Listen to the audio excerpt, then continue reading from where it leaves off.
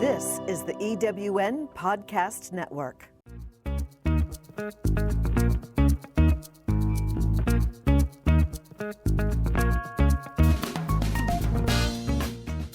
Welcome to Late Boomers, our podcast guide to creating your third act with style, power, and impact.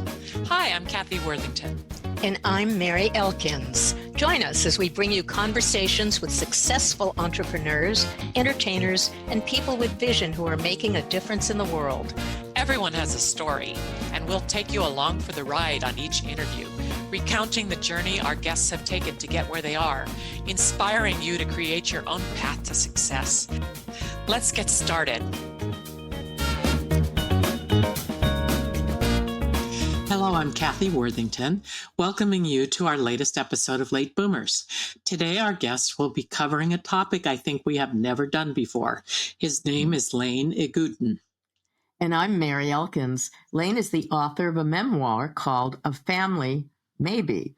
He tells the story of fostering and adopting from a perspective of what it's like to raise multicultural children in the first generation of out gay families. He knows about the struggles that come with fostering and then adopting, and we look forward to hearing his perspective on this. Welcome, Lane. Thank you for having me here. Great to have you. You're very welcome. We want to hear a little bit to set the tone. You said you had a first chapter of your book that you would like to share with us and set the tone for the podcast. Oh, absolutely. Absolutely. My book is called A Family Maybe. That's what it looks like. And we got our kids on it when they were more like pre-teens or toddlers. But yeah, so I'm going to read the first chapter from my book. It's called Curbside Delivery. Well, she kind of describes what's happening. It's the very beginning of the chapter of the book. So I guess I'll just start from the beginning. Yeah, please. It was on a hot, early summer afternoon, just before the breezes would begin blowing inland from the ocean, that Jonathan shot me an irritated sideways glance. Where is she? Didn't she say early in the morning? That was hours ago. What's taking her so long? A 6'3" athlete with the face of the Bridgerton lead, my partner Jonathan was lining up daisy-patterned onesies and burp cloths by the bassinet in the baby room. I had heard him vacuuming this room earlier, and before that, tidying up the crib and the toys in the green bedroom upstairs. Patience, dear, I sighed. Give her a few more minutes. She should be on her way. Like John, I was trying to control my anxiety by being useful, yet I couldn't help rushing to the window every time I heard a car drive by. Jackie Willis, our designated Los Angeles County social worker, was neither here nor responding to my calls. Did the county change its mind? Did they release the baby to her mother, Jenna? We had been living with this uncertainty for months. Jenna was due around Memorial Day, but with office closures and Jackie out on medical leave, the baby could have gone to the wrong home. But that Memorial Day, I received a phone call from Babushka, my Russian-speaking grandmother. Mazel tov, she announced. Your Jenna gave birth today. Well, how on earth do you know that?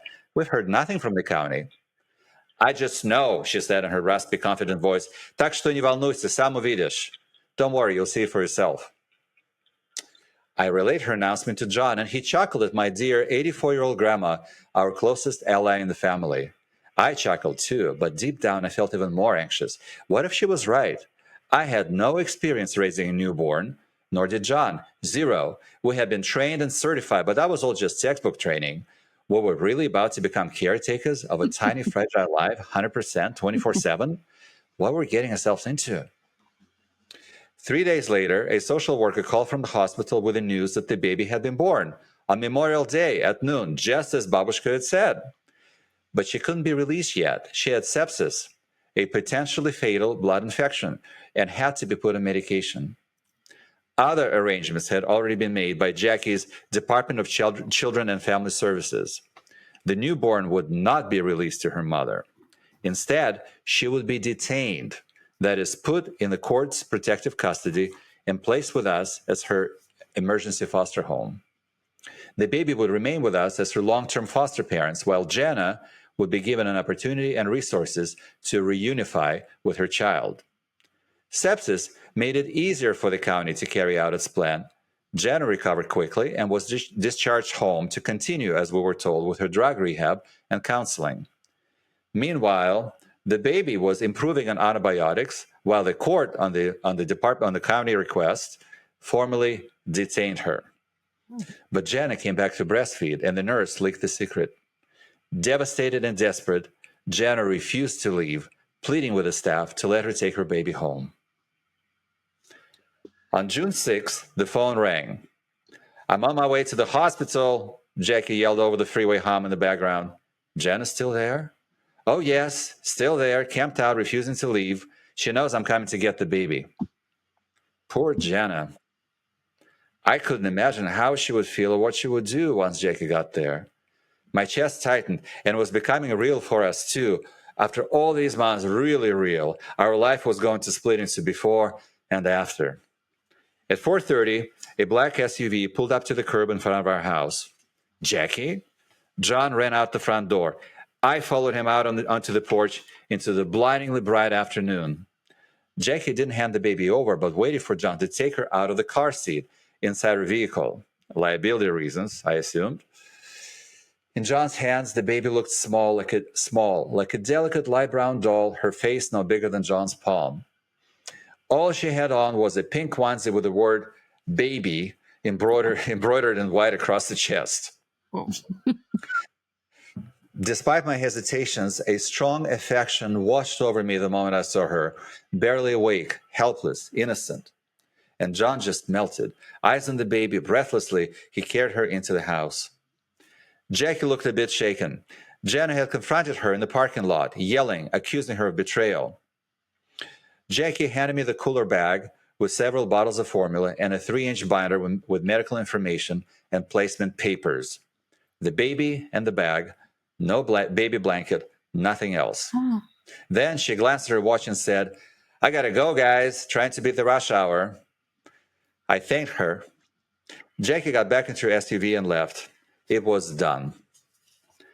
I found John inside in the hallway, standing still with the baby in his arms, awestruck. Keeping eyes on her, he passed the infant to me. Then he picked up his car keys from the dining room table and headed out. I knew he'll be back in a few minutes and not alone. In my arms, the baby felt warm and heavy, an unfamiliar weight. And she was whimpering. She was whimpering. She was hungry, I assumed, so I sat down on the couch and, cradling the little girl, gave her a feeding from one of the disposable formula bottles left by Jackie. While she sucked on the blue bottle nipple, I moved with my index finger a slick lock of her hair to the side of her forehead. What a lovely baby. She had a full head of raven black, curly hair that receded into velvety fuzz on her forehead and chin. Bumpy rosacea spots dotted her plump cheeks. Her eyes, as dark as John's, had almost no eyelashes, and a scarlet birthmark smudged her left eyelid. Her gaze seemed unexpectedly focused and introspective, as if while looking at me, she was thinking of something else. How long will she be with us?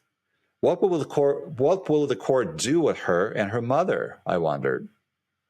I was still feeding the baby when the front door opened, and in walked John with a toddler, holding him by the index finger, her cheeks rosy after a day of play at her preschool, the baby's older sister, Mariana. Oh, And that's the instant end of the first family. chapter. That's the Yeah. end of Oh the my first chapter. gosh. Oh, I can't That's wait And you know to amazing. exactly read what we more. are. We've got a newborn, and we got a pre-toddler, a 20-month-old, her sister, also with us. Whoa.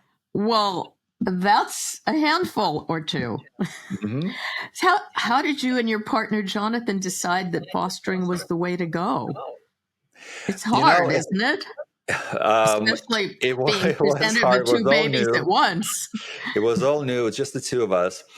I helped to raise my youngest sister, who was 8 years younger than I was, and I always wanted to be a father. That's something I always saw in my future. Really, I knew I was gay. And I kind of saw myself as a father with two kids, as a single father with two kids. Well, I ended up being a married father with two kids. But still, I mean, I always wanted to be a dad. And at the time when we went into the process, we had multiple options open to us. We could have gone through surrogacy.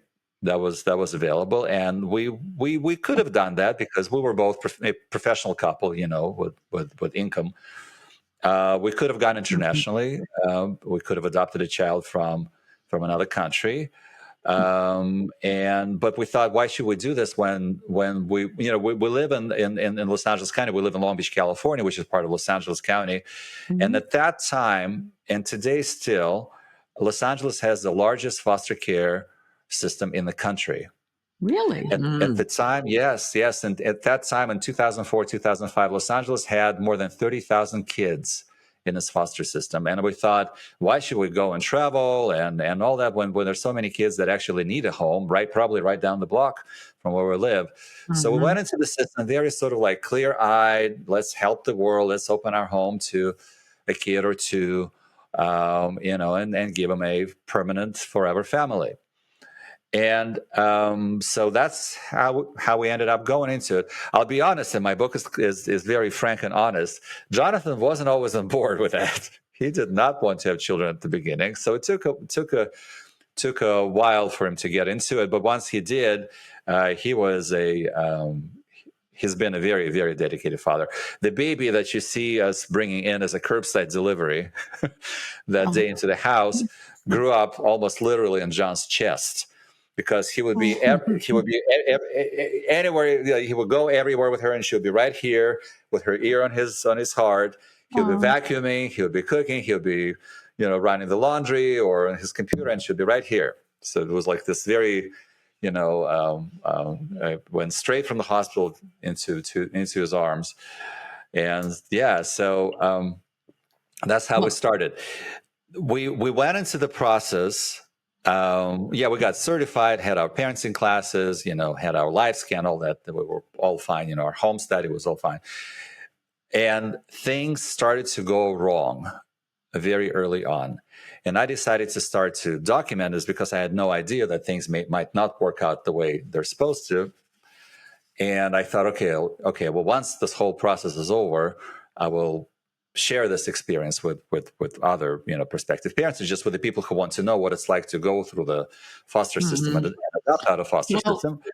In hindsight, what do you wish you knew about the adoption process before you started it?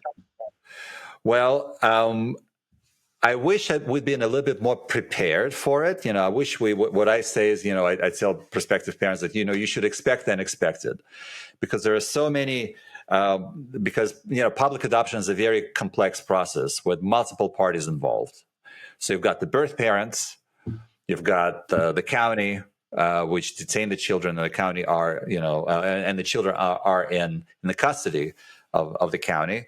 You've got the judge, you've got the children's attorney, and so we've got all these multiple parties, none of whom, except for the birth parents, would ever actually get to meet the children. And they all are making decisions, they're making deals, and all these things. And all of that happens behind the closed doors of the children's court. Because unlike regular courts, if you're not one of the parties to the case, you have no access to the proceedings. So the further down we went into the further we got into the process, the more we realized how powerless we are over the decision making concerning the children that we're raising. Which we went into the process wanting to adopt the children. So we didn't really plan to foster. We planned to foster to adopt. And we were told that the baby at the time was actually the older child, would go straight up for adoption. Well, that didn't happen. She actually, things got much more complicated than that. And so we ended up in this process where we're really powerless to do anything about the children that we're attached to. They only know us as their parents. And we're in it week after week, month after month, and as it happened year after year. And yes, because a lot of fostering does not result in adoption. Right. So you went in expecting to adopt the foster children, but that very often doesn't happen. And I think Correct. it breaks the heart of everyone involved because Absolutely. you have to give back the child. Absolutely. In the whole idea of being a foster adoptive parent, there is a dilemma. There's a tension between, to foster means you take care of them, you get paid, and then you give them up when the county tells you to give them up, right? Usually to the birth family. When you adopt somebody, you're taking a child to raise it as your own and to be their family forever, and you don't want anybody else involved in it. Yeah. Well, how did it So, affect your relationship with your partner, Jonathan? well, what's interesting is that hard, and I would say in some ways traumatic as the experience was, it brought us closer together because it was just the two of us. We did not have our extended family involved, really. John's parents passed away, and at the time he went into the process, he was 43. I was a little bit younger. And my family lives in Northern California, and as you'll find out very early on, as you read my book, my mother refused to help us. I have a very sort of complicated relationship with my mom. I'm much closer to my dad and my grandmother. So it was just the two of us. So we had to basically pick up the slack, wherever it was, and so that's how it was throughout their childhood. It was just the two of us working full time and raising two kids. And but I would say that we also grew kind of a supportive network of friends, and I would say primarily moms in our neighborhood. And I'm I'm kind of getting off on a lot of tangents here, but because there are other parents with kids of our kids' age, and we naturally bonded with them, and we were helping each other. Hey, I'm running late. Can you pick up my kids? Hey, I have this and that. Do you have it in your house? So yeah, it became kind of a very sort of lively network, which continues honestly to this day. We just went out with that fabulous to a show with the parents of another, and most of them are just straight moms. It also, I think, was good because I'm asked, like, now I'm giving interviews about our experience, and people sometimes ask, well, is it? Do you really believe that there should be a mom and a dad in the household to have a child that grows up to be healthy, and all that? And honestly, I don't believe that. I believe it takes a responsible adult, a responsible functioning adult, whoever that adult is. I was raised by my grandparents, much more so than my mom and dad, but I grew up with my grandparents. So it takes a responsible adult. However, to do the caretaking and all the physical, physiological, all that, and love and give all that, and that sense of strength and safety and security. But I also believe that a child should be exposed to the role models of their gender. So in our case, my sister, at the time she was alive, she passed away later on, but so she was present in our kids' lives. We had Shabbat dinners, and so she would always come over. But also these moms that I mentioned, there were strong women, running families, and that's what our daughters grew up seeing. That's who you should be. You should be a strong woman in this society, knowing who you can be and what you should do. So in that sense, I think your own community. Correct. Yeah. How would you say the challenges that you faced in the early 2000s differ from the ones that adoptive families might face today? And tell us if the adoption process has changed at all, for better or for worse. Well, I wish I could tell you something very, very positive about it, but I would say that essentially the process hasn't changed much. And the struggles we face as adoptive parents in a system which really is designed to return the children to their birth families no matter what.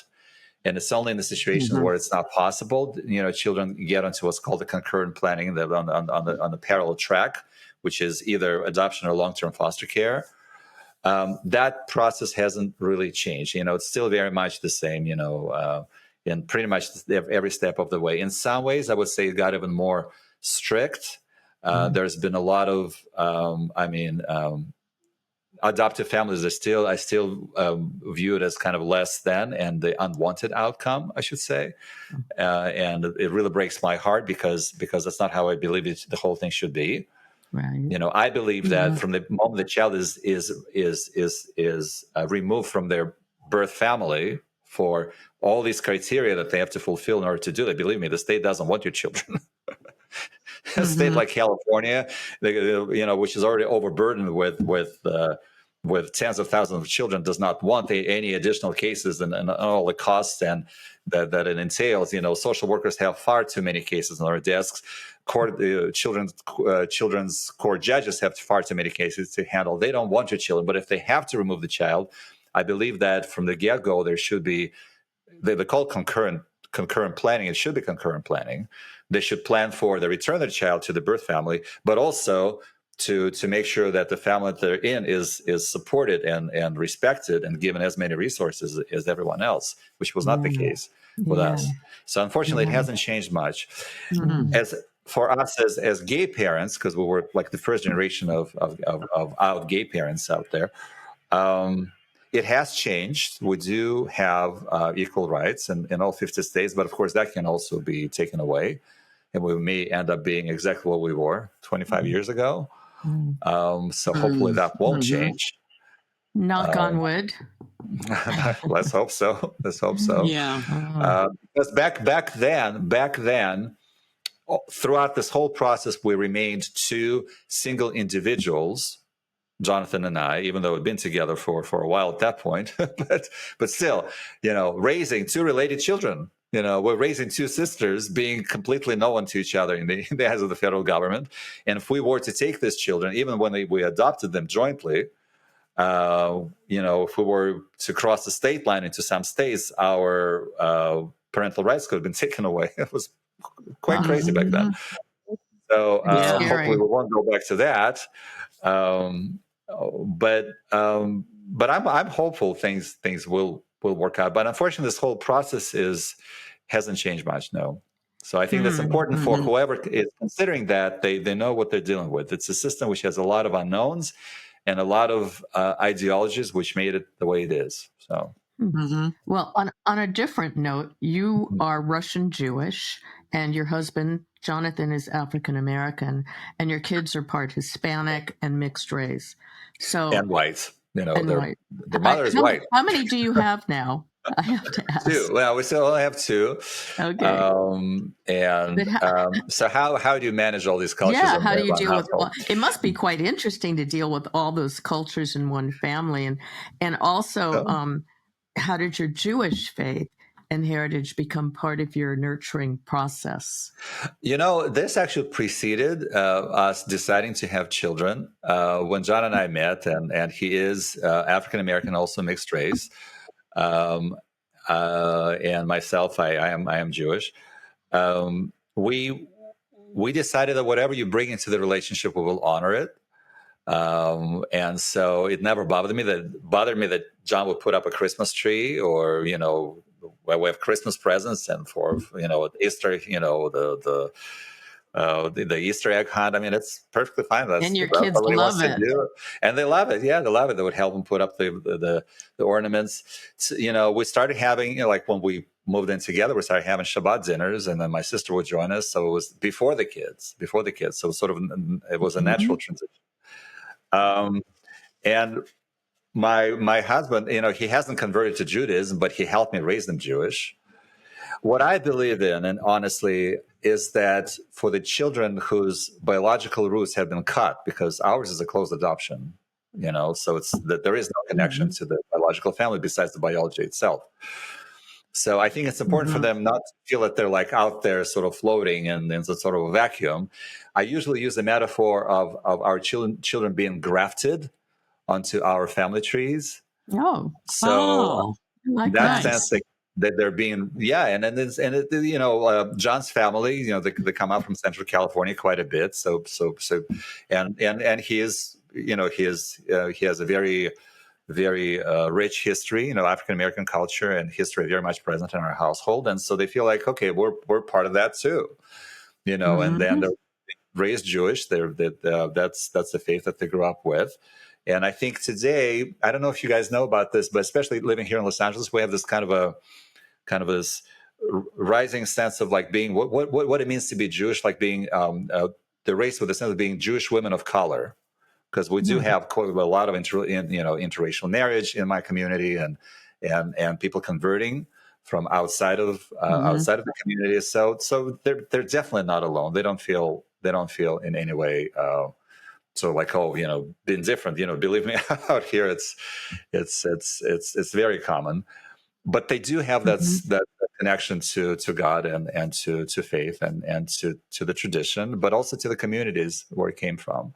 We did expose them as much as we could to their Hispanic culture, because they are part Latina. What did you do? What did we do? Okay, so the preschool that went to had Hispanic staff, and so we asked them to speak Spanish to them. We had them enrolled in summer camps at the Museum of Latin American Art here. We've gone to great lengths. We used to paint our faces for Day of the Dead and march in the procession here. It was fun, but ultimately they've been exposed to that. We've been to Mexico and Central America with them. At the end of the day, I would say up until now, I think I'm much more excited about it than they are. But I feel, and I've taken Spanish in school, and then so they do know the language, and then we live in the culture where it's all right here. So it's like they've been exposed to that. Now that they're adults, it's up to them to decide how much they want to be part of it. I don't see too much interest, to be honest, but if they want to connect, I mean, it's with those roots. I mean, it's there for them. It's available to them, and we've exposed them. I feel like my job as a parent has been done in terms of exposing them when they're children, but now they're adults that can make more decisions. For sure. And I wanted to ask you a very maybe touchy question, but do you have new fears now with our new administration, the stand on LGBTQ rights? I do. I see what happened to the adoption rights, and I'm afraid it might go down the same route, because it takes one Supreme Court decision to undo the 2015 Obergefell court case, which allowed same-sex marriage in all 50 states. So I am definitely worried. I also see that this new generation of the LGBTQ youth sort of grew up in the years of tolerance, and they take a lot of things for granted, which we didn't, because we did not grow up in that sort of environment. We had to fight for our rights, and that part of that actually is in my book too. The sort of like coming of age, because what happened is our family story overlapped with the struggle for same-sex marriage and just for equality. And when we went into it, we were kind of like under the radar. There was a few states which would allow gay men to adopt as individuals or as couples, but a lot of states wouldn't. So but as a struggle sort of as a struggle kind of came into the public spotlight, so did the gay families, and so the Save the Children arguments just were. Right. I'm afraid so we were very much part of it, and I do describe how we were, we did a lot of things, all the way to the Judiciary Committee of the Senate to testify about our family story, to be honest, and trying to overturn the Wow. We did a lot, but I'm afraid we might be back in that. But I also believe, honestly, I've spoken on some very conservative, I would say, radio shows and some podcasts where my audience would not be what you would expect it to be, and I felt that it's important to reach across the aisle, because what I found, and I'll share it with you. What I found is that the other half of the country has many concerns which we would share. For example, about child welfare. And they might come from a different place. They might have different solutions, but the issues are the same in many ways. So it's talking and trying to acknowledge that, okay, we are concerned about child welfare. We're concerned about all these tens of thousands of kids that are rotting, I'm sorry to use that term, in foster care. They shouldn't be there. They should not be there. If they can't go back to the families, they should be, they expedite their adoption and other scenarios instead of having stuck in this rut for years. Okay, so we're concerned about it. So where can we find this common ground to change the system? I think that's what we should. So I try not to. I think we should really try to reach across and see what is it that we can actually connect on. We are where we are. We've got this administration that we have. Okay, what can we do about it now? Did you find any common ground with any solutions? I did, and I found it. And I would say, again, for them coming from where they are, to have like an out gay dad speaking about raising a family and realizing that, listen, when it comes to caretaking of a child, we're no different than you are, or our neighbors next door. I have, it's the same diapering and it's the same, PTA, and it's the same, trials and tribulations that we go through as parents. But are the laws different for two mom versus two dad families? Well, not anymore. Not anymore because of the Supreme Court decision in 2015. But we got married in the state of California in 2008 when the Supreme Court of California back then legalized same-sex marriage. But 5 months later, we were stuck in a limbo because we had something called Prop 8, the proposition that passed, which outlawed same-sex marriage again. From 2008 to 2015, we were in this limbo. We were married in the state of California, and we were single in the eyes of the federal government, and half the states which didn't recognize same-sex marriage, and that affected us as a family. That also affected the status of our kids to some degree. So the last 10 years have been good, but we can go. Well, tell us, how are your kids today, and how old are they? They're 18 and 20, and they're wonderful young ladies now. And so, again, as a parent, you learn like each stage of parenting as you go through it, and you probably know about it. And just when you got, let's say, the preteens, they're now teens, just when you kind of survive the hell of their adolescence, they're now adult women with boyfriends, now there's a whole other reality as to how much you can influence their decisions. And so things change. So we're learning how to. We're now empty nesting. Our younger daughter now started college. What is she majoring in? Is she interested in majoring in Spanish? She is majoring in environmental science.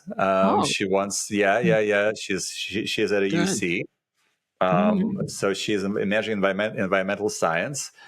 And that's her passion, and we're here to support her, of course. Our older daughter is more like looking for herself.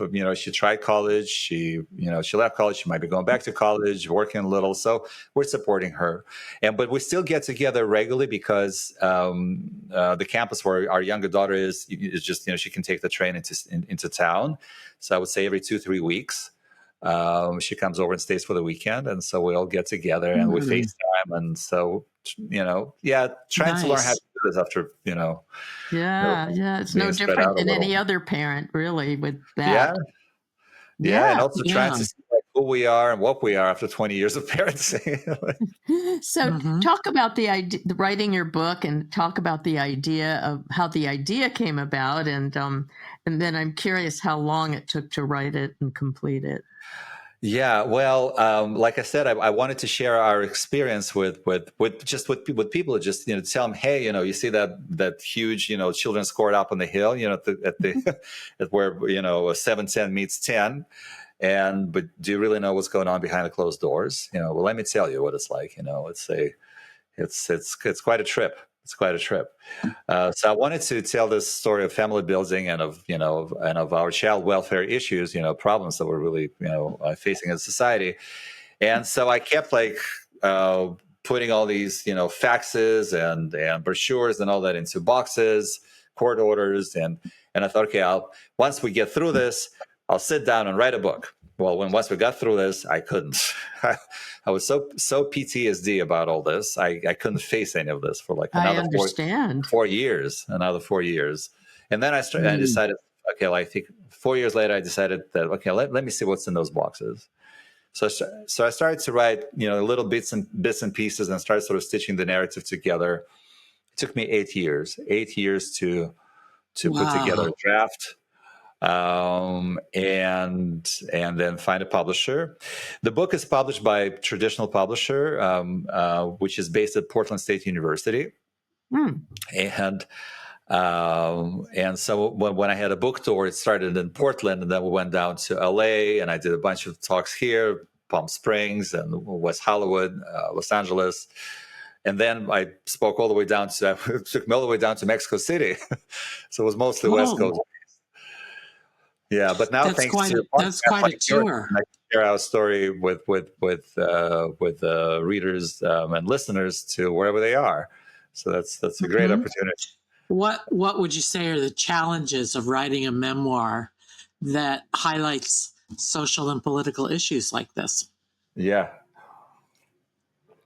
Well, the challenge, I would say there are multiple challenges. One is how much research do you want to bring into writing a book like this without trying to pass it off as a social studies? Because if I were to do that, I should really interview multiple parties and it should be more objective. But I realized but that's not what this really is. This is a first-person narrative, what it's like to go through the process. So first, my book was actually about 50% larger than what it is now. Because of all this research and all the studies, and I decided to, let me take out most of it. I'm still using some of it. For example, when I'm talking about the Los Angeles County foster care, I mean, I do bring statistics showing that we had, over 30,000 kids in it. At that time, the system cost, the department budget was $1.6 billion back in 20 years ago. I bring in things showing that, critical as I am of the social workers and the judges, when I started looking into what, their workloads, they're crazy. I mean, like, really, like a judge is supposed to have like 160 cases on her desk. They would have up to 600 cases to manage. Anyone can never get to really relate to any of these kids when they have to process these, massive caseloads. The social workers, what they have to deal with, and the way they change. The children's attorneys. We had one in our case, in our children's cases, that work with them, and then all of a sudden she's gone, and there's a brand new person who knows nothing about the case and gets this file thrown on her desk. The day before a very important court date. It's a mess. So I had to bring a little bit to kind of to provide some sort of a background, some sort of a basis for what was going on. I would say like another challenge, like bringing AI into it and not yeah, not really, people. right? Write it for me. Well, don't tell my students that though, because I tell them if you use the AI, you'll just get a zero on your essays and research papers. You have to do it yourself. Old school. But I would say another challenge was that in terms of social, when you write about a social issue, I was really curious about the history of adoption. How did the adoption start? Because adoption is not common to many cultures in the world. It's I mean, in many ways, it's very much an American phenomenon.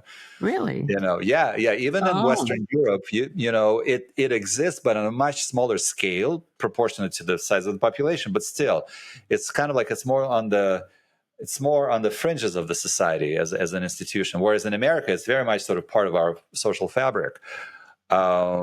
And so I was curious about how it started. And when I discovered, to my surprise, well, as any, I would say, liberal social issue began in, guess where? Massachusetts. Right? Massachusetts was the first state to abolish slavery.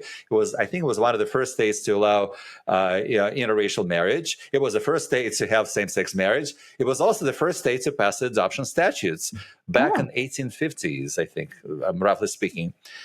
And what had happened, it also set a certain precedent for what adoption law should be, for better or for worse. One of which is that children are treated as property.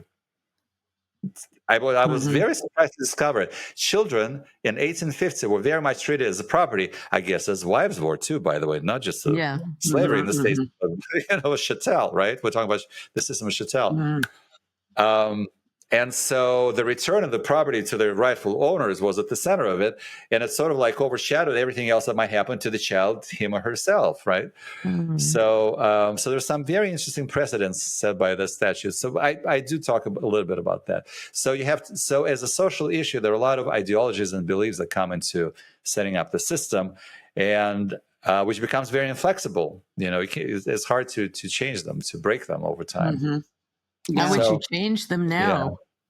Yeah. So that was one challenge. Another challenge, I should say, is that I changed as a person. When you write a memoir about yourself, 10, 15, 20 years ago, well, not 20, when I wrote it was 10, 15 years earlier, I have changed through the process, and I changed as a person. So this growing distance between Lane, who lived through the events, and Lane who is writing it, because I'm like, well, why did I do that? I wouldn't do this now, certain things, or like I wasn't thinking about it, but I tried to. That was a major challenge, and trying to kind of still tell the story in the voice of the person who lived there through that, but also kind of stepping aside a little bit and putting it in perspective. For example, my understanding of the birth mother, who really, really struggled, really kind of grew over time. At the time, I was really concerned about the children's future, and I didn't maybe see it as much as I did as once the intensity of it went away, and I feel so sorry. I feel so much compassion for her, and for the life that she led, and for the life she's probably still leading. I really hope things worked out personally. Right. Well, how do you feel about your book now? And what kind of feedback have you had from your readers? Well, what's interesting is I'm continuing to change as a person and as a writer. I write a lot. I write a lot about parenting. I also write a lot about spiritual growth and then faith and things like that. But mindfulness, all of that. So I'm changing as a person, but the book is set in print. That the book is not changing, and now the book is taken on a life of its own. Because now if you look up, let's say, adoption, it pops up, right? So now it's like part of the canon on adoptive writing or on something else. So it's like I'm not a, so to me, it's like, it took on a life of its own. In terms of response, I would say, well, I've had very positive response. I haven't had any negative encounters. Thankfully, ever since the book got released. I get two very different types of responses. One response is from a general audience, and which is, oh wow, all these things we didn't know. It's so wow, it's really like that. Yeah, it really is like that. All that. But I get a very different response from anyone who has actually gone through the system. Oh, usually adoptees. People who have been adopted out of foster care, or who have been through foster care, or who have tried to adopt, or anybody who is familiar with foster care in any shape or form. They have a very visceral reaction to the book, and they're like, thank you for telling it exactly how it is without trying to in any way sort of to romanticize it. Because as a liberal, as a progressive, I want things to be different. I really want, to believe that, if you just give some resources to the people, they can just build themselves up and become the parents that they really should be in the first place. And in some situations, yes, they can, but in some, as my book shows, it's impossible. And it's just and by doing this, you really continue sort of cascading the trauma down to the kids, and it costs a tremendous amount of money to the taxpayers, and it's really not fair to the families that are raising them, like us. So that type of message, which may be uncomfortable to some people who are familiar with foster care, are like, thank you, thank you, because that's unfortunately how it is. We often wish for, it's like for some sort of a pie in the sky solution to this when people are who they are. It sounds to me that you've written a book that really is important for everyone involved in foster care, every aspect of it, whether you're a social worker or the courts or a future parent. It sounds like a book that everybody should read. Do you have one solution to help the system at all? Well, I do think that the adoptive family should be part of the discussion, very, very much so. Not something that is like, okay, it happens if things don't work out at the end, because we are there. We are the 24/7 caretakers who love our kids, and our kids love us, and then as in our case, they don't even know their birth parents as parents. Yeah. So how can you along those lines, Lane? Yeah. What advice would you offer our listeners as a takeaway today? Any advice or anything you really want them to remember as a takeaway?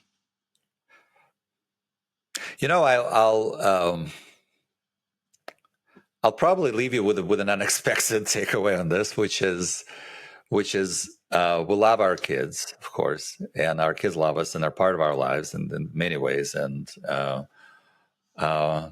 but I would say, remember your partners, because that's one thing that really became clear to me. You asked me, well, how did you work on this? Work on this because we realized that our family starts with us, with adults.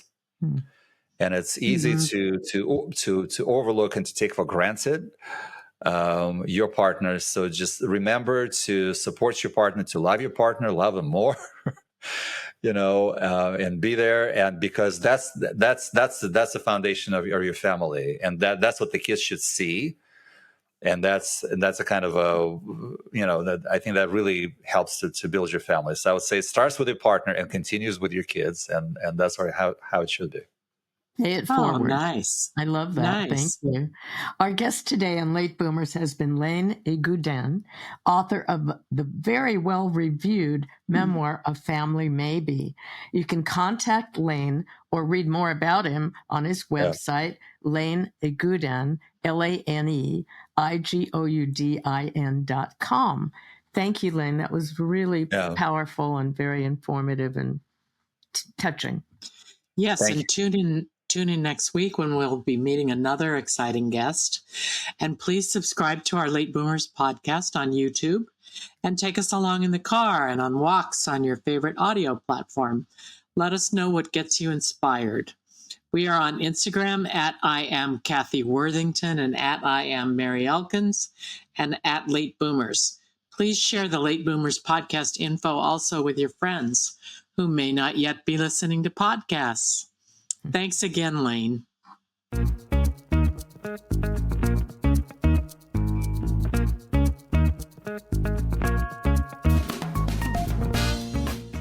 Thank you for joining us on Late Boomers, the podcast that is your guide to creating a third act with style, power, and impact.